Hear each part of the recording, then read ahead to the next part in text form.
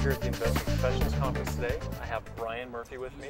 He is one of the founders at Portfolio Advisors, and he's here to tell us a little bit more about the private equity industry and how the secondary markets work. Welcome, Brian. Thank you. Good to be here. Yeah. So maybe you can start really general. Can you tell our audience a little bit more about what private equity is, or what private equity means, and how that's different from maybe other types of capital that we hear about in the news all the time, like venture and things like that? Sure.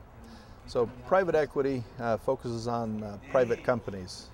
The vast majority of the companies in America and in the world are private companies. They're not yet listed on a public exchange, the New York Stock Exchange or any other exchange. And so it's a very big part of the market. Those companies need financing, either equity financing or debt financing, to grow. And so private equity focuses on those businesses and provides them capital so that they can do acquisitions or grow, build new plants, and expand their businesses. Okay, great. So it's a different source of capital for a company that's trying to maintain their private nature. So how did you initially get into the industry? I got into the industry back in the late 80s. I was working in a restructuring group at a bank, and our job was to go in and restructure broken leverage buyouts. And so we had the opportunity to see the downside of private equity, but I found it to be a very interesting industry. I left the bank and I started my own investment firm and decided to focus that on private equity investments. Okay. And can you explain a little bit how your firm invests in private equity versus, say, like a KKR or one of these other firms? Okay. So KKR, Blackstone, organizations that are very well known these days, they collect capital from limited partners around the world, and then they specifically acquire the companies. My firm is actually the intermediary that is the group that KKR solicits for their capital.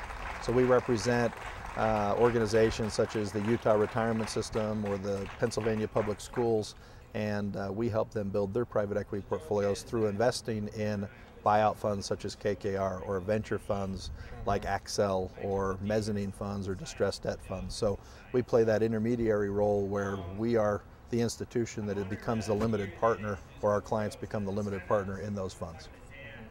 And so maybe for our audience, you can ask the question, how does somebody get into private equity? What's the traditional path, and what does a career look like in private equity?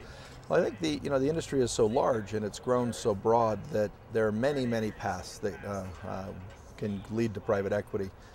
Within my own firm, we have CPAs, we have people that used to be investment bankers, we have people that had worked in other investment industries.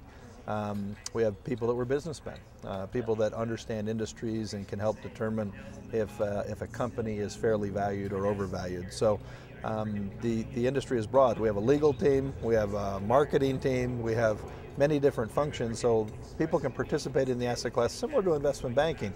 These investment banks are so big and broad that there are many different job and career opportunities within them.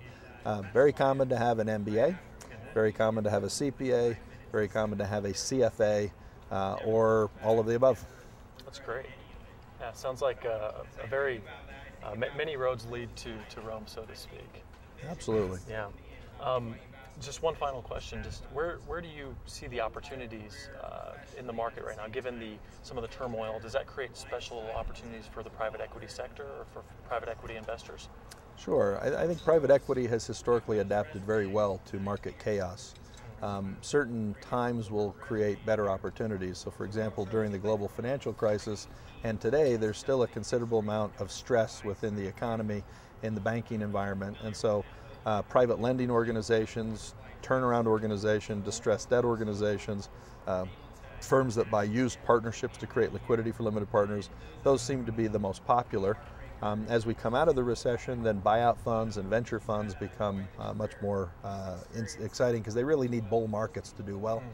But what you find is that if you're looking to join, kind of an industry, having a certain skill set, there's always kind of a silver lining. There's always an opportunity to fix something that's broken, or to grow something that someone already owns, or to help them acquire something new.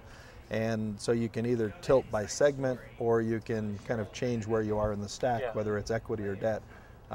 So I think that there's always a good place to invest money, and then there's always investments you wish you hadn't made. Yeah, I guess that's the case in many most things in life. Exactly. Well, thank you so much for joining us today, Brian. Definitely has been a lot of good information for our viewers. There we have it. Brian Murphy, founding partner at Portfolio Advisors. Follow us on morningmarketcall.org or Facebook and Twitter. MMC is brought to you by the Marriott School of Management in association with the Brigham Young University Department of Communications.